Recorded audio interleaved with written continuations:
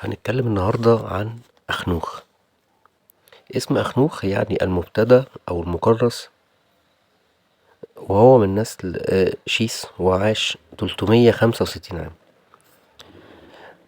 أخنوخ كان أول إنسان في تاريخ البشرية كلها يستحق أن يصعده الله حيا إلى السماء. تتلخص حياة أخنوخ كلها في عبارة صار أخنوخ مع الله، حيث تشير أن هذا البار عاش حياة تكريس كاملة لمدة 300 عام، وده يعتبر كان أشبه بفلتة نادرة في كل العصور، وشعاع من النور أضاء في فجر الحياة البشرية كلها.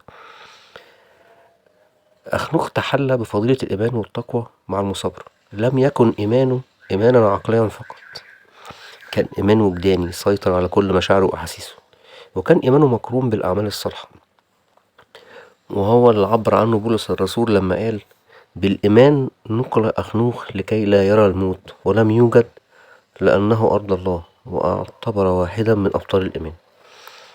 كان أخنوخ مثالا في المحبة الفائقة، حتى أنه لم يرى أي شيء في الوجود سوى الله. كما كان أيضا رجل صلاة، وعرف الصلاة بكل أنماطها وأنواعها، كما عرف أيضا كيف يرضى الله بالذبائح، وكانت حياة الشكر على لسانه في كل وقت. أثبت أخنوخ لنا إمكانية عودة الإنسان لحالته الأولى الفردوسية بانطلاقه من الأرض التي فسدت إلى السماء. وكان أخنوخ صورة حية للحياة المقدسة التي لا يهزمها الموت، ومثالا للذين تركوا محبة الزمنيات فاستحقوا المكافآت السماوية. كان شجاعا في مواجهة كل صور الفساد التي تتزايد في الأرض، ولم يتأثر أبدا بالممارسات الخاطئة للمجتمع اللي كان بيعيش فيه. الكتاب المقدس موضحلناش الطريقة اللي اتنقل بيها أخنوخ للسماء.